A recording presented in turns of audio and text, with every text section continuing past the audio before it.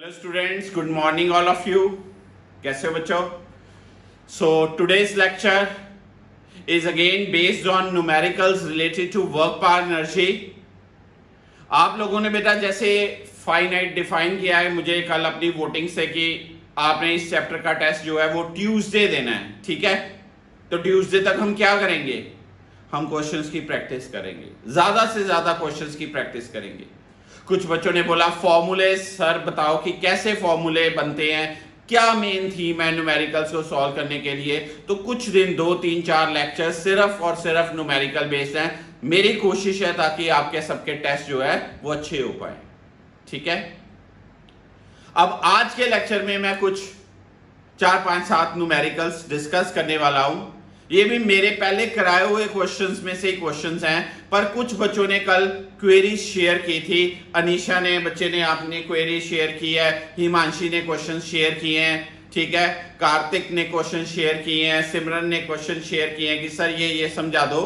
तो मैं उनके ये क्वेश्चंस ही समझाने लगा हूं आज के लेक्चर में। होपफुली आपको ये लेक्चर अच्छा लगेगा।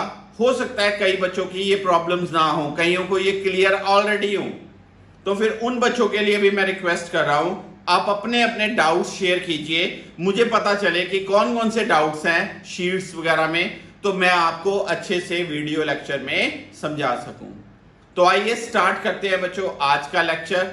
हमारे पहले 2-3 क्वेश्चंस हैं जो डाउट्स हैं बच्चे आपके हिमांशी के। आइए स्टार्ट करते हैं। सबसे पहला क्वेश्चन इस बच्चे ने पूछा है, हिमांशी ने पूछा जी प्लैंक वाला क्वेश्चन। प्लैंक क्वेश्चन मैंने अपना नाम दिया प्लैंक्स क्वेश्चन। क्या है ये क्वेश्चन कि एक प्लैंक है, वुडन प्लैंक, वुडन ब्लॉक, ठीक है, और एक बुलेट आई यू वेलोसिटी से। जब वो इससे बाहर निकली ना तो it loses 1/20th of velocity in the plank.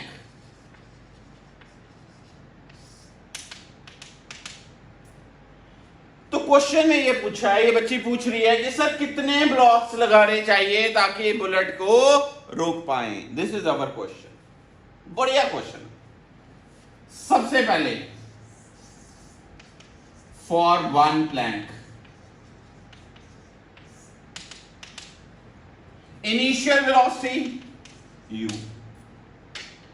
Final velocity it loses 1/20। इसका मतलब फाइनल क्या होगी?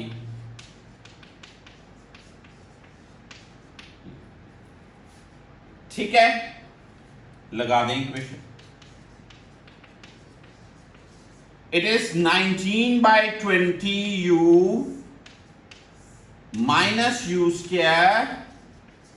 क्योंकि हिमांशी आपकी ये जो है ना ये एक एरर वाला पॉइंट होता है, आपकी भी गलती यही हुई होगी, है ना?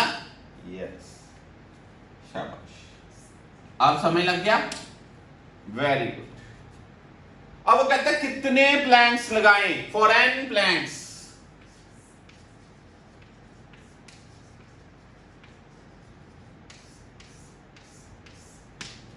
क्या? v square minus u square 2as into n।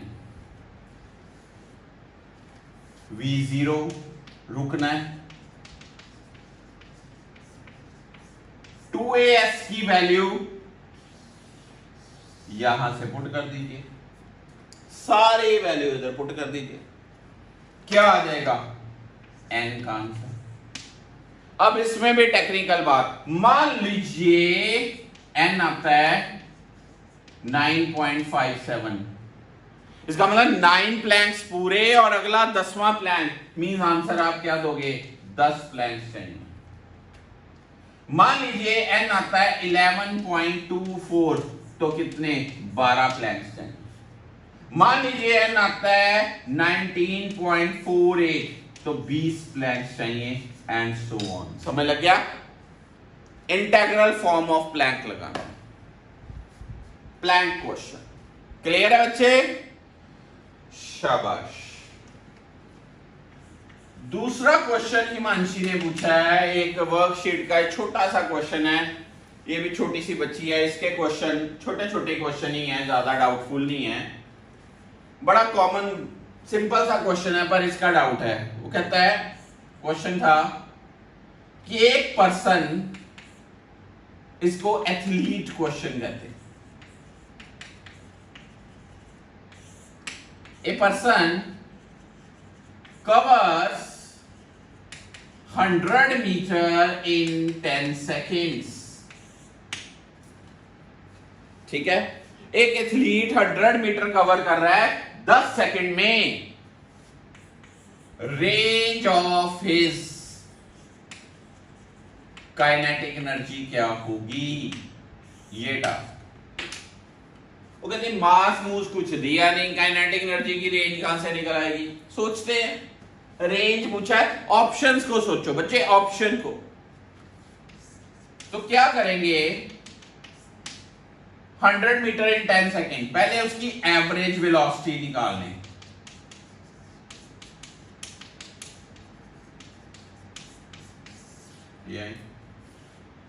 मैंने वर्ड लिखा एवरेज, क्योंकि जब टाइम t 0 है ना, तो वेलोसिटी तो बस 0, और वो बढ़ती जा रही और 10 सेकंड बाद 100 हुई, तो फिर या तो इंटेग्रेशन करते हैं या मीन ले लेते हैं। 0 + 100 divided by 10 metre per second. अब एवरेज मास ऑफ एथलीट, ठीक है जी, जो एथलीट होता है अप्रोक्सीमेटली कितने मास की रेंज में होता है, 40 kg से लेके 100 kg। कोई डिफाइन नहीं है भाई 30 kg, हिमांशी तो आप 30 kg की है, 30 भी हो सकता है, पर आप देखो आपको ऑप्शंस में रेंज पूछी है, एक डेफिनेट वैल्यू नहीं पूछी। तो फिर काइनेटिक एनर्जी की रेंज क्या हुई, हाफ। पहले मास 40 लगा दो, अप्रोक्सीमेटेड दे रहा हूं मैं फिर कह रहा हूं रेंज आपको, सर आपने 40 क्यों लगाया, यार आप 30 to 90 kg का एथलीट लगा दो, ठीक है। 30 kg से भी छोटा अब बच्चा थोड़ी एथलीट बनेगा, अप्रोक्सीमेटली एक अडल्ट एथलीट होता है 40 kg, तो मास होना ही होना, इनटू फिर मास 100 लगा दो, तो फिर हाफ 100 इंटू, तो रेंज 2000 से 5000 जूल में आएगी। ये चीज पता चला बच्चे? हाँ जी, दोनों क्वेश्चन क्लियर? शाबाश, बहुत बढ़िया, नोट करिए शाबाश पहले, जल्दी से जल्दी।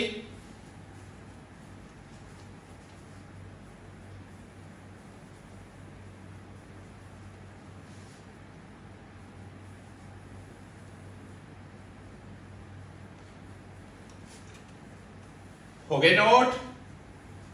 समय लग गया? चलिए ठीक। अब आए अगला क्वेश्चन, अगली प्रॉब्लम पूछी है जी, अनीशा ने प्रॉब्लम पूछी है, अनीशा महाजन ने। इसने 2-3 क्वेश्चंस पूछे हैं। पहला इसने जो क्वेश्चन पूछा है ना, वो ये क्वेश्चन पूछा है, बढ़िया क्वेश्चन है, बुलेट ब्लॉक वाला क्वेश्चन, कल किया था। शाबाश। नित्या की भी ये प्रॉब्लम हो सकती है, नव्या की भी ये प्रॉब्लम है। हाँ जी नव्या, ध्यान दीजिएगा बेटा, जब भी ये ब्लॉक वाला क्वेश्चन आना है ना, एक बुलेट m मास की ब्लॉक में स्ट्राइक हुई, एम्बेडेड हुई, तो याद रखना ये question perfectly in elastic question है, परफेक्टली इन इलास्टिक कोलिजन का क्वेश्चन। अब इसमें क्वेश्चन में बुलेट का मास दिया हुआ है 0.012 kg, ब्लॉक का मास दिया हुआ है आपको 0.4 kg, बुलेट जा रही है जो वो जा रही है 70 मीटर पर सेकंड से। क्वेश्चन में पूछता क्या है कि एक, ये कितनी हाइट पे जाएगा सिस्टम, और दूसरा कितना हीट अप होगा ये सिस्टम। बढ़िया क्वेश्चन। तो पहला स्टेप, हर तरह की कोलिजन में, नव्या, हर तरह की कोलिजन में law of conservation of momentum applicable होगा। बुलेट का मोमेंटम, ब्लॉक का मोमेंटम, बुलेट प्लस ब्लॉक का मोमेंटम। कैपिटल वी सॉल्व करनी,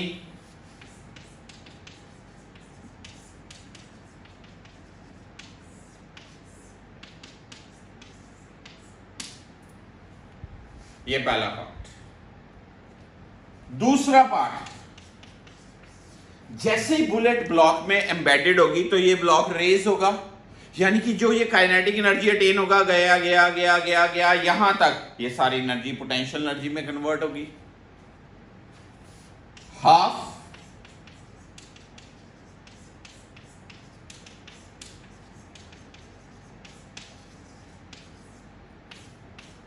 यहां से एच निकालो,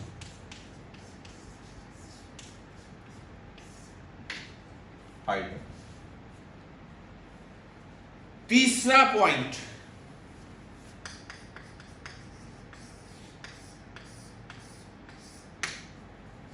क्या, कितनी हीट जनरेट हुई। The loss of kinetic energy will be equal to heat produced.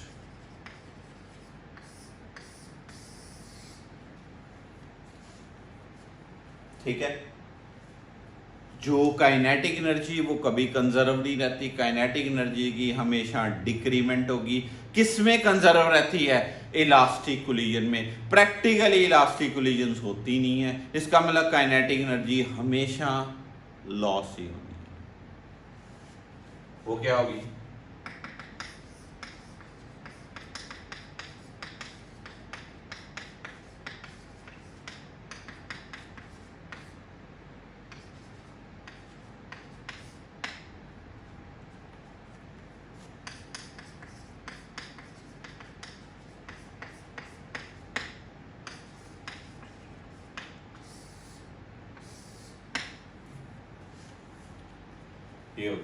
Half M U square minus this thing. Small M पता, U पता, कैपिटल एम, स्मॉल एम सब पता, कैपिटल वी भी पता, पुट कर लो, that will be heat energy in joule, that will be given. Anisha पता चला बच्चे? पक्की बात। काइनेटिक एनर्जी का लॉस होना है, क्यों होना है? क्योंकि ये इलास्टिक कोलिजन नहीं है। ये कौन सी कोलिजन है? ये कौन सी कोलिजन है? कौन सी? परफेक्टली इन इलास्टिक कोलिजन, क्योंकि दोनों मासेस जुड़ गए आपस में। ठीक है, पक्की बात, श्योर है अनीशा? क्लियर है जी अब आपको? अब इस बच्चे ने, अगला अनीशा ने क्वेश्चन पूछा है, एक प्लैंक वाला क्वेश्चन।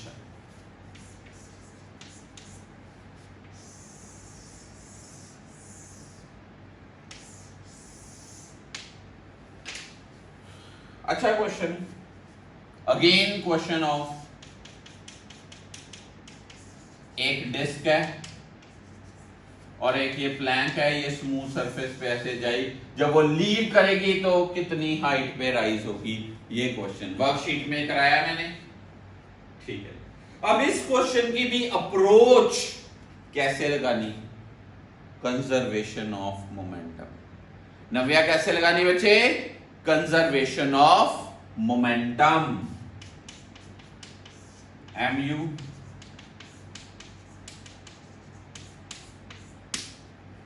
कैपिटल V,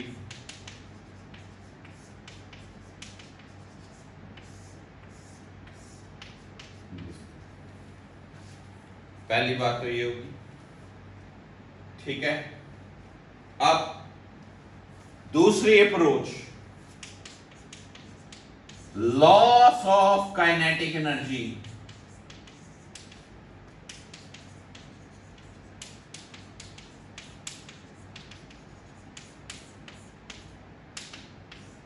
ये मान लो आती x जूल,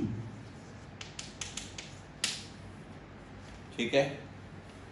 ये जितना लॉस काइनेटिक एनर्जी में हुआ उसी लॉस को कवर करेगी कौन सी एनर्जी? Potential energy. यहां हाइट पूछा है, यहां हीट पूछा था। Loss of kinetic energy heat दे रही, loss of kinetic energy potential energy दे रही। तीसरा स्टेप,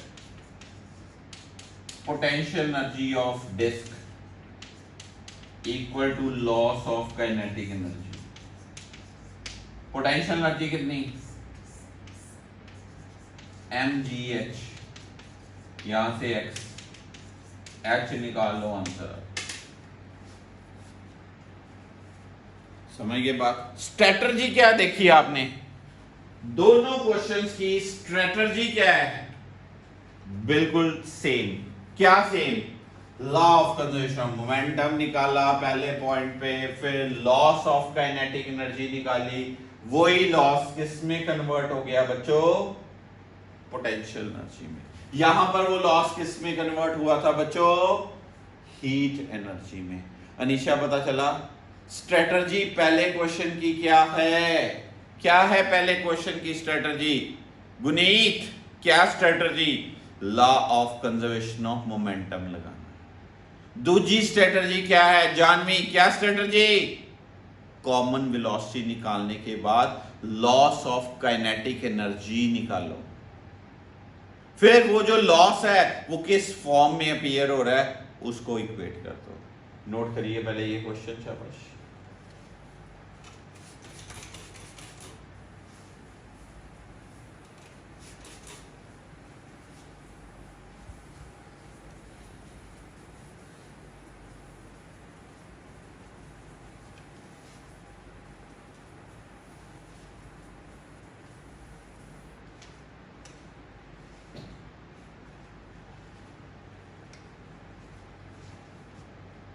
पता चली बात? पहले आराम से नोट करिए, फिर अगला क्वेश्चन समझाता हूं। अगला क्वेश्चन भी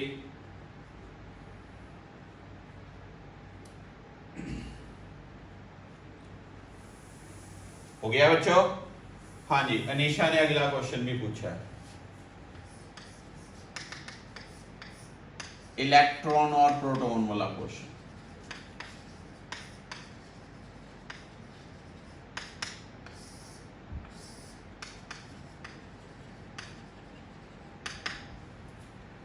क्या दिया हुआ है आपको क्वेश्चन में कि kinetic energy of electron 10 kilo electron volt और काइनेटिक एनर्जी ऑफ प्रोटॉन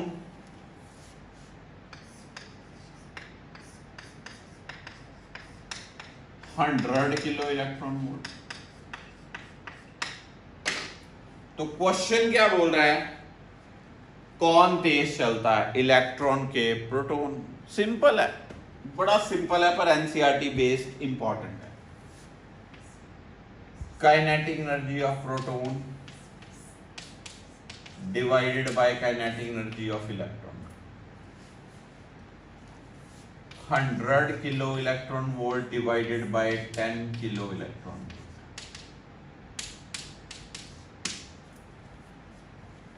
अब half MPVP square half MEVE square, half cut गया।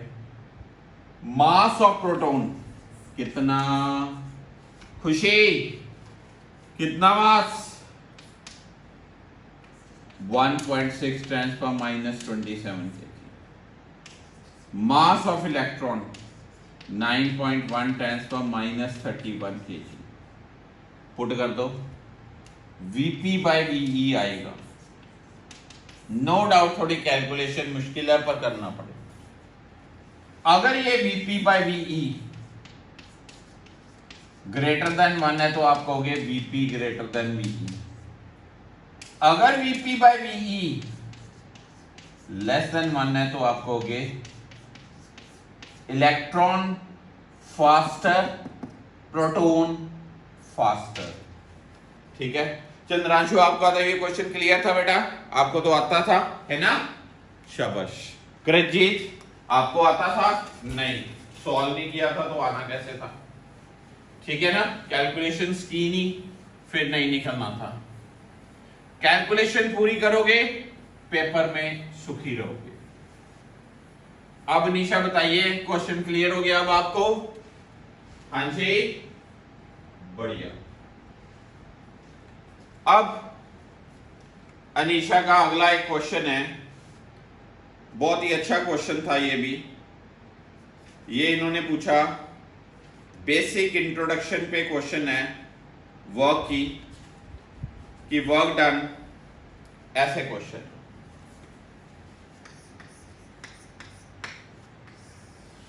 टू बॉल्स हैं, ये एक दूसरे की तरफ आ रहे हैं ड्यू टू म्यूचुअल इंट्रैक्शन। ठीक है, 5 kg के ब्लॉक्स हैं, ये दोनों बॉल्स कितने kg के हैं? 5 kg 5 kg, 2 metre per second 2 metre per second से ऐसे आ रहे हैं, and this is frictionless surface.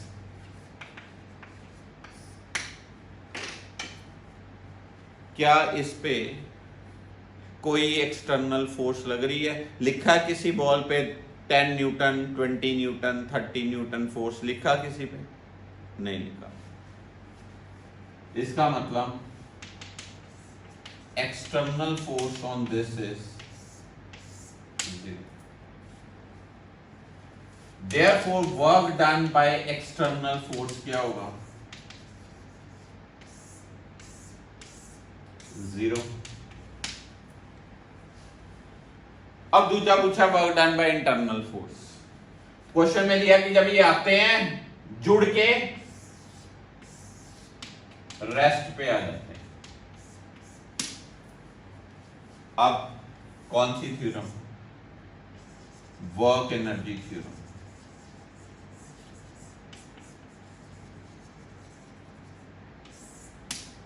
ये थ्योरम क्या कहती है कि net work done equals to change in kinetic energy. Net work done का मतलब क्या हुआ? Internal work plus external work equal to final kinetic energy minus initial kinetic energy.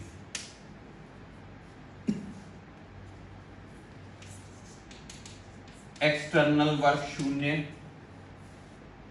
Final kinetic energy 0 क्योंकि वो रुक गए, इनिशियल काइनेटिक एनर्जी तो work done by internal forces क्या आया? Minus m U square. M पता, यू पता, निकाल लो। नेगेटिव बताता क्या है? एक दूसरे की इंटरनल फोर्सेस अट्रैक्टिव फोर्सेस है, एक ने एक्शन लगाया, दूसरे ने उतना ही रिएक्शन लगाया, क्लब हो गई। नेगेटिव ये बताता है। ठीक है, हाँ जी अनीशा, पता चल गया बच्चे? चलिए, यही थे आपके डाउट्स। अब एक दो क्वेश्चन मैं अपनी तरफ से करवाता हूं, अच्छे क्वेश्चन। पहले भी ऐसा क्वेश्चन कराया पर बहुत इंपॉर्टेंट क्वेश्चन है, इसलिए फिर से करवाना चाहूंगा। आपको टेस्ट में आ सकता है ये क्वेश्चन। ये जो अभी क्वेश्चन कराने जा रहा हूं, ये टेस्ट में आ सकता है क्वेश्चन। आइए सिखा। एक मास है जी m, दूसरा मास है जी 4m, रेस्ट टकराया, कितने परसेंट एनर्जी ट्रांसफर की? किया हुआ है। आइए सब्जेक्टिव वाइज पहले करते हैं। इनिशियल काइनेटिक एनर्जी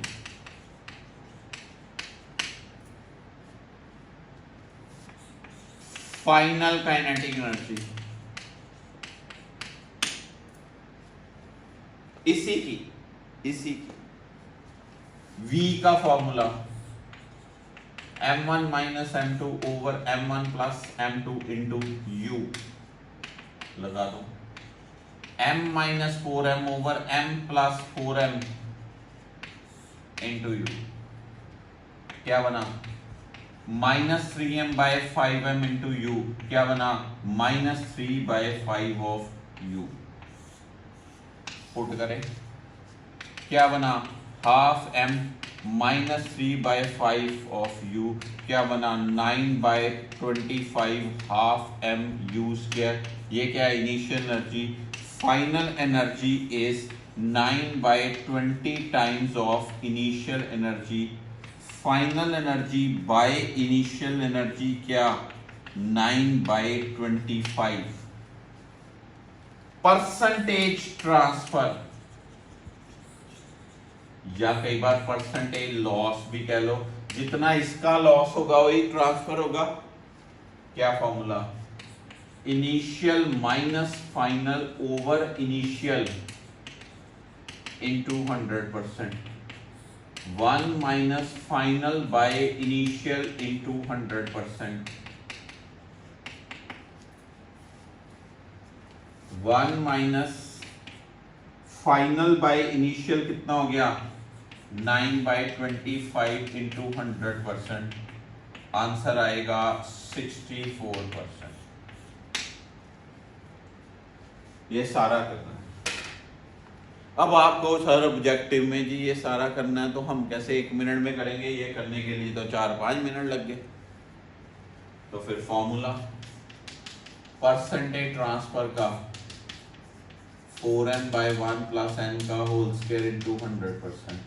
n क्या होगा यहाँ पर, ये m है, ये 4m है, m 4m, m 4m, n की वैल्यू 4, जितने टाइम्स हो वो n हो गया।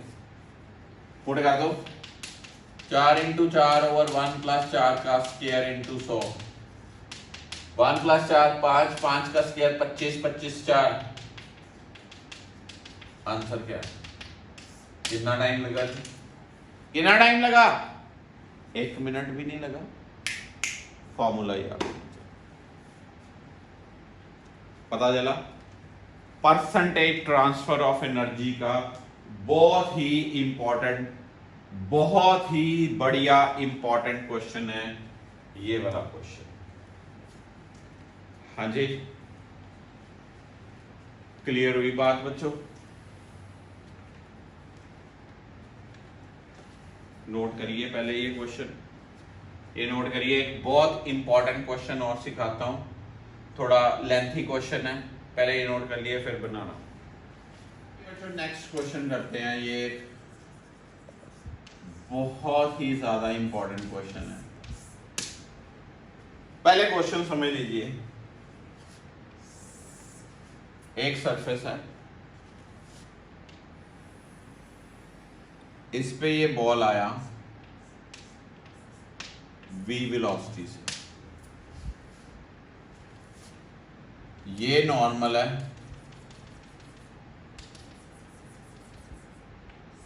आया θ1 एंगल से। इस एंगल को क्या कहते हैं, 10th में आपने सीखा है एंगल ऑफ इंसिडेंस।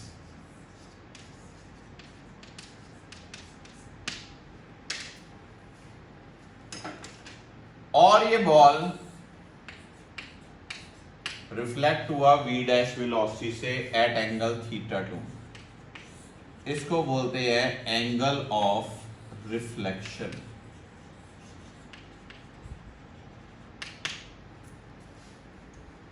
इस सरफेस का कोफिशिएंट ऑफ रेस्टिट्यूशन जो है ना वो है E। तो निकालना क्या है, दो चीजें, एक what is v dash, what is θ2 angle of reflection. दो चीजें निकाल। अब पहले डायग्राम को अच्छे तरह से समझिए।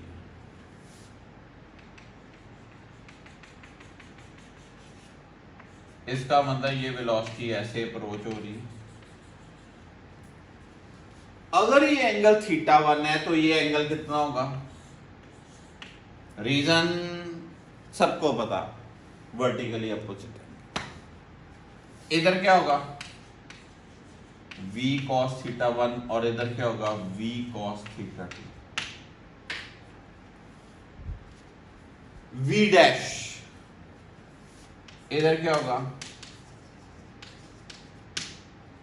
इधर पहले होना है, एक मिनट, v cos θ1 और इधर पहले इसका ही करें, v sin θ1, v sin θ cos sin v dash cos θ2,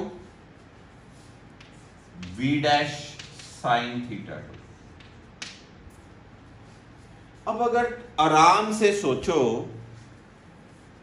ये ऐसे अप्रोचिंग है और ये रिसीडिंग है। Receding means separating, approaching separating, approach separate. Coefficient of restitution की डेफिनेशन क्या होती है? By definition E equal to velocity of separation over velocity of क्या? अप्रोच। E इक्वल टू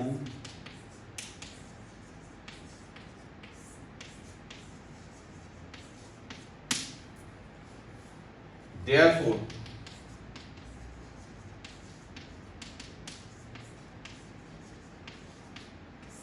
एक नंबर इक्वेशन।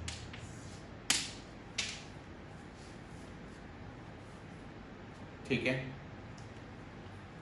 अब बिकॉज फ्लोर और surface exerts force only normal to surface, इस सरफेस का सिर्फ परपेंडिकुलर रिएक्शन रहता है, ये नॉर्मल रिएक्शन जिसको बोलते हैं, that is no force along the surface means in horizontal direction। ठीक है। अगर कोई इधर फोर्स ही नहीं लग रही,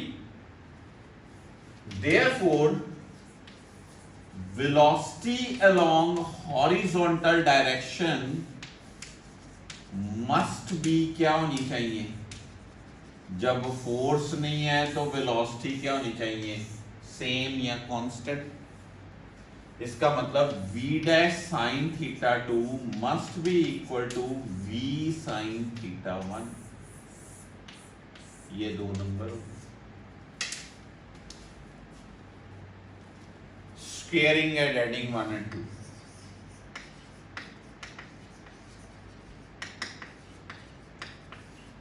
v dash square sine square θ2 plus cos square θ2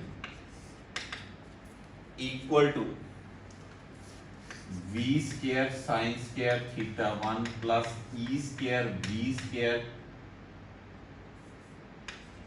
cos square θ1। ये क्या बना? 1 v square sine square theta plus e square cos square θ1। पता चली बात? हाँ जी। अब v डैश की वैल्यू आराम से निकल सकती क्या नहीं निकल सकती? v under root sine square theta 1 plus e square cos square theta 1 v dash की वैल्यू आ गई 2/1 कर दो v dash sine theta 2 over v dash cos theta 2 v sine theta 1 over e v cos theta 1 क्या आया tan theta 2 1 by e tan theta 1 theta 2 tan inverse of 1 by e tan theta 1 theta 2 क्या है tan inverse of 1 by e tan theta 1 अब question को आराम से समझिए आइए आपको सिखाऊं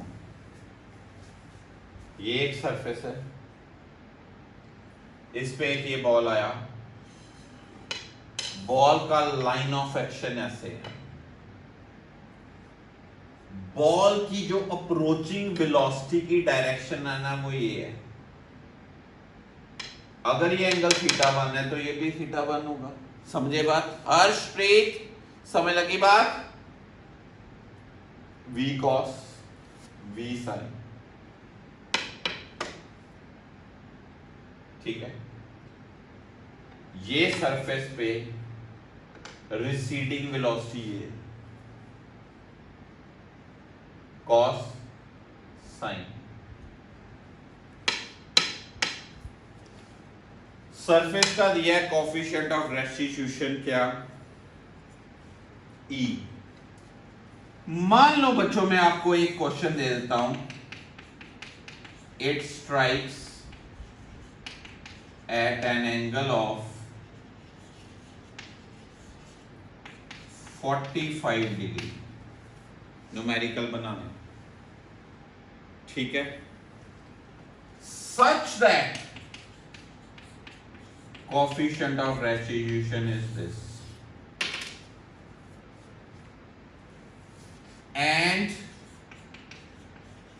incoming velocity is 20 metre per second data बना दो कोई बात नहीं डाटा बना के आया हुआ जेई में कुछ ये आया और ये गया कोफिशिएंट ऑफ रेस्टिट्यूशन पहले तो इसकी डेफिनेशन पढ़नी वो क्या होती है velocity of separation over velocity of approach separate जो ग्राउंड से ऊपर जा रहा है वो सेपरेट जो ग्राउंड की तरफ नीचे आ रहा है वो अप्रोच ये सेपरेट हुआ ये अप्रोच हुआ डन समय लगा बच्चों एक इक्वेशन आ गई अब जो ये सरफेस है ये तो जब ऐसे बॉल आया ये सरफेस ने तो नॉर्मल रिएक्शन ही देना है जो चीज इस पे आएगी ये नॉर्मली ऐसे फोर्स परपेंडिकुलर लगाएगा कोई फोर्स हॉरिजॉन्टली ये बॉल को ऐसे हॉरिजॉन्टल थोड़ी जाएगा बॉल आया और ऐसे चला गया इसने एक नॉर्मल रिएक्शन प्रोवाइड किया बस सरफेस ने इसका मतलब no force along horizontal direction अगर हॉरिजॉन्टल डायरेक्शन की तरफ बच्चों फोर्स ही नहीं लग रही तो जितनी वेलोसिटी हॉरिजॉन्टल की तरफ है वो सारी सेम ही होंगी कांस्टेंट रहेगी वेलोसिटी जब फोर्स जीरो एक्सेलरेशन जीरो तो वेलोसिटी क्या कांस्टेंट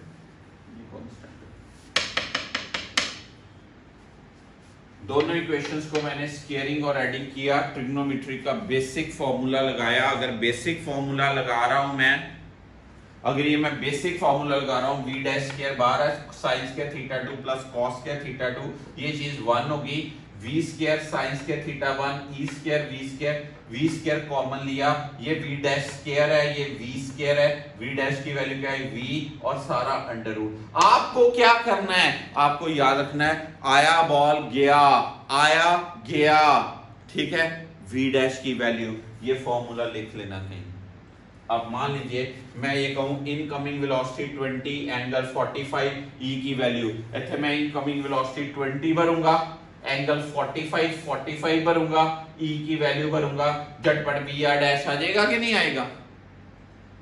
आएगा अगर फॉर्मूला याद हो तो एंगल ऑफ रिफ्लेक्शन डिवाइड किया, थीटा 2 की वैल्यू हो जाएगी, ई की वैल्यू पता है, थीटा 1 की वैल्यू पता है, tan 45 1 होता है वैसे, 1 बाय ये √2, थीटा 2 की वैल्यू उसके कोरस्पॉन्डिंग आती है। सो जो वर्क पावर एनर्जी के तो बड़े ही क्वेश्चन है, कल के लेक्चर में मैं बहुत बढ़िया क्वेश्चन कराने वाला हूं।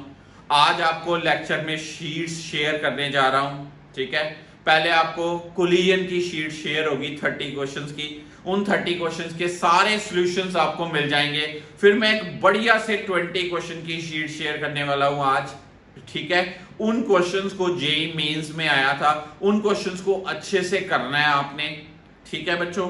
वो क्वेश्चंस सारे के सारे कल वीडियो लेक्चर में होंगे। डीपीपी में भी जो क्वेश्चन आपको समझ नहीं लगा होगा, आप मुझे नंबर शेयर करोगे तो मैं कल फिर आपके लिए न्यूमेरिकल्स की एक्सप्लेनेशन दूं। आज मैं शायद आपके साथ एनसीईआरटी की भी एक्सरसाइज शेयर करूं, सो दैट आप प्रैक्टिस कर लीजिए, ताकि हम इन आने वाले 3 दिनों में टेस्ट की तैयारी अच्छे से करें, और आपका टेस्ट अच्छा होगा तो आपका कॉन्फिडेंस ही बढ़ेगा, ठीक है। समय लगे आज के ये कुछ क्वेश्चन, हिमांशी के डाउट थे, अनीशा के डाउट थे, ये एक बच्चे करण का डाउट था, तो मैंने आपसे ये सारे क्वेश्चन शेयर किए हैं, ठीक है।